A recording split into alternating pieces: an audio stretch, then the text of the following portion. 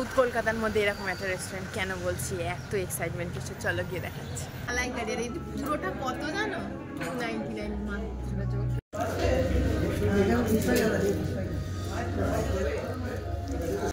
Last mutton test করছি।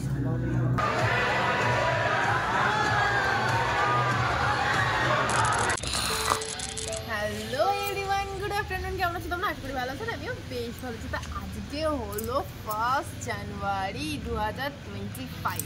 তো চলো আজকের দিনে কি আছে, আর যেদিনকে এত এক্সাইটমেন্ট নিয়ে ভিডিও করি তার মানে স্পেশাল তো কিছু আছে তোমাদের জন্য। তো চলো আজকে তো দেখো ড্রেস আপ করে নিয়েছি, আগে ড্রেস আপ 1 জানুয়ারি। তো চলো 2025 প্রথমেই সকাল থেকে উঠে খেয়ে নিয়েছে একটু পরোটা, পেটাই পরোটা, যেটা আমার ফেভারিট। আর দুপুরে এখন যাচ্ছি লাঞ্চ করতে। তো কোথায় যাচ্ছি লাঞ্চ করতে আর কি খাচ্ছি সবটা দেখতে পাবে। তো চলো বেরিয়ে পড়ি। তো দেখো কোথায় চলে এসেছি, এটা হচ্ছে সর্ষে পোস্ত। রেস্টুরেন্টটার নাম সর্ষে পোস্ত, আর এখানে খাবার দাবারও কিন্তু সেরকমই অথেন্টিক। সাউথ কলকাতার মধ্যে এরকম একটা রেস্টুরেন্ট কেন বলছি, এত এক্সাইটমেন্ট কিছু, চলো গিয়ে দেখাচ্ছি। আর এটা এক্স্যাক্টলি কোথায় জানো? এটা হচ্ছে ঠিক লেক মলের পেছন দিকেই।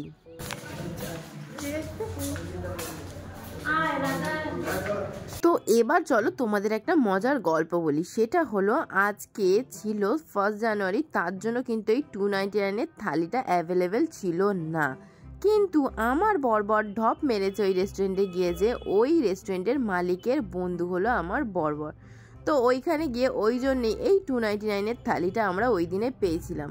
তবে তোমরা কিন্তু ওই দিন গেলে পেতে না। তবে পুরো জানুয়ারিটা কিন্তু এই থালিটার অফার রয়েছে, কিন্তু এই জানুয়ারিটা চলে গেলে তারপরে কিন্তু তোমরা আর এই অফারটা একদমই পাবে না। তো দেখো মেনু এসে গেছে, আর আমাদের সাথে কে কে খেতে এসছে।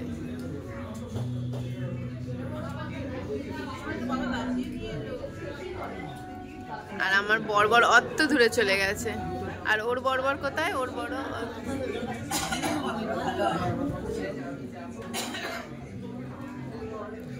কি সবাইকে তোমরা চিনতে পারলে তো, নাকি আবার ইন্ট্রোডিউস করাতে হবে? ও কেন ওকে দিল কেন খালি? কি অবস্থা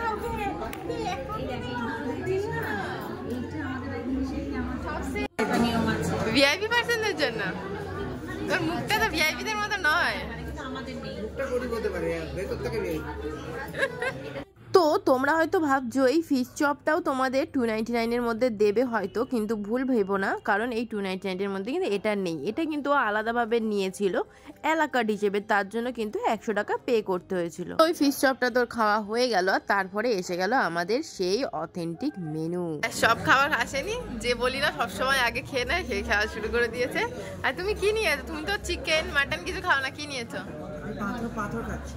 ও এটা কি জানো? ভেটকি ভাপা। এই যে এটা ভেটকি ভাপা, এটা ফুলকপি আলুর তরকারি, ডাল, আলু ভাজা, পাঁপড়, ভাত, স্যালাড। আর তোমার কিছু বাকি আছে এখনো? আর কি আসবে? পাতুরি আছে। ও দেখা এটা তো দেখাবো, বলবো তখন। আগে পুরো খাবার না দিলে তো আমি খেতে পারবো না। এদিকে সবাই শুরু করে দিয়েছে। দেখো আমার সব এসে গেছে, আজকে সব খাবো। কি খাচ্ছি চলো দেখাই। ভাত, হ্যাঁ ভাত, আলু ভাজা, পাঁপড় ভাজা, ডাল, শুধুই খেয়ে নিচ্ছি। ফুলকপি তরকারি, মাটন, চিকেন, চিংড়ি মাছের মালাইকারি। আর এই পুরোটা কত জানো? 299 মাত্র। এটা খেয়ে না হতে না। তো চলো এবার স্টার্ট করে ফেলি। রাইস নিয়ে নিয়েছি, ডালটা নিয়ে।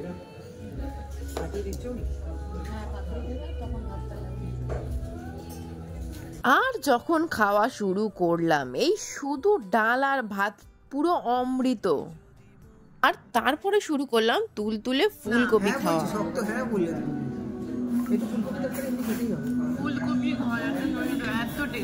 তো দেখলে ফুলকপি ডাল, এতেই এত টেস্ট। আর এই ফুলকপি ডাল ভাত এগুলো কিন্তু তোমরা আনলিমিটেড পাবে। শুধু এই চিকেন মাটন তারপরে এগ ফিশ এইগুলো যেগুলো আছে এইগুলো কিন্তু তোমরা একবারই পাবে, আর ওই 2 পিস করেই। আর চিংড়িটা ছিল 1 পিস করেই। আর যারা চিকেন মাটন খাও না তাদের জন্য আছে হচ্ছে ফিশের আইটেম। দেখলে আমার দেওর যেরকম চিকেন খায় না, ও নিয়েছে হচ্ছে পাতুরি আর হচ্ছে ভাপা। দেখো এটা ভুলে গেছিল বলে এটাও আগে, তাহলে এটাই নিয়েছে। আর এদিকে দেখো লঙ্কা চিকেনটা দিতে ভুলে গেছিল। আর লঙ্কা চিকেন আর হচ্ছে চিকেন কষার মধ্যে যে কোনো একটা কিন্তু তোমরা নিতেই পারো। এরকম পিতলের থালার মধ্যে তারপরে কলা পাতা অথেন্টিক খাওয়া, এইটাও দারুণ খেতে। পাশের দোকানটা ভালো না, পার্বণটা ভালো না, এই চিকেনটা। তো তোমরা দেখলে ওরা কিন্তু লঙ্কা চিকেনটা দিতে ভুলে গেছিলো বলে আবার কিন্তু আমাকে লঙ্কা চিকেনটা দিয়ে গেল। আর এইবারে শুরু করছি আমি মাটন খাওয়া, আর তার সাথে হচ্ছে পাশের রেস্টুরেন্ট পার্বণের নিন্দা করা। কারণ আমি পাশের রেস্টুরেন্টেও এসে খেয়েছি একবার লঙ্কা চিকেন, বিভৎস বাজে খেতে। কিন্তু এখানে লঙ্কা চিকেনটা খেয়ে আমি এর টেস্ট আর ফ্লেভারটা এইবার বুঝতে পারলাম।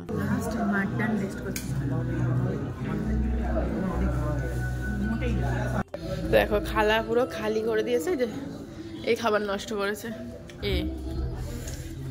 একদম ফাঁকা, একদম ফাঁকা। আমি নষ্ট করেছি। কেমন খাবার? প্রচন্ড বাজে কিন্তু ভালো। কেমন খাবার? তো সবার রিভিউ তো নিলাম, এবার দেবো আমার রিভিউ। খাবার দাবার ছিল অসম্ভব ভালো, টেস্ট ওয়াইজ তো কোনো কথাই বলার নেই। আর কি বলবো, কিছুই বলার নেই।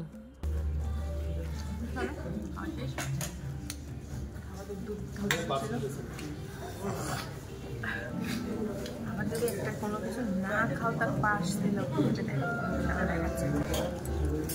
ওই যে আমাদের পার্সেল করা রয়েছে ওখানে,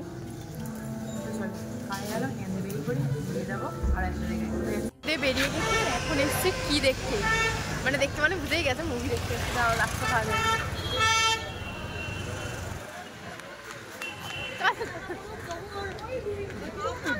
কি দেখতেছি দেখো, খাদান।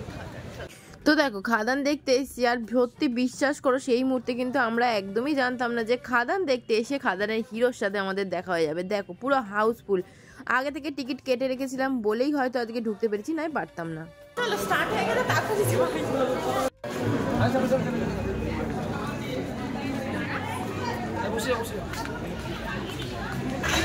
আমরা প্রথম দিয়েই খাচ্ছি।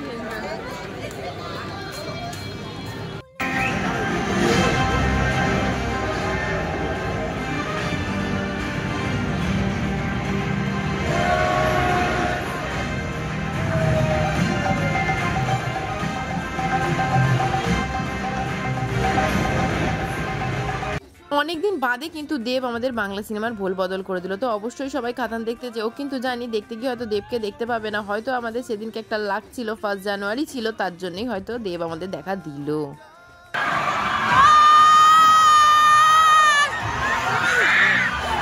তো চিৎকারের লেভেল দেখেছো, বাপরে বাপ। তো আমিও গেছিলাম ওদের মধ্যে সামিল হয়ে, প্রচন্ড মজা লাগছিল সেই মুহূর্তে। মজার আনন্দ কেন হবেই না বলো, যেই সিনেমা দেখছি সেই সিনেমা দেখার পরেই যদি সেই সিনেমার হিরো আমাদের সামনে এসে দাঁড়িয়ে পড়ে তো এক্সাইটমেন্ট তো হবেই। এক্সাইটমেন্টের চোটে তো আমি দেখো হুড়োহুড়ি করে হাত মেলাতে গেছিলাম, কিন্তু দেখলাম প্রচন্ড ভিড়, সেই ভয়ে আবার পালিয়েও এসেছি।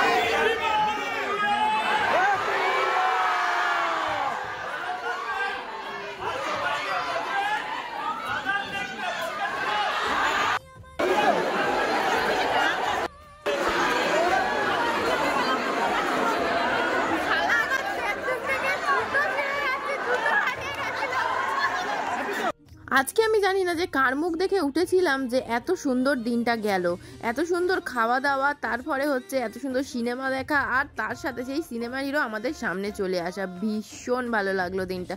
তো চলো আজকের ব্লগটা এখানেই এইভাবেই শেষ করে দিলাম।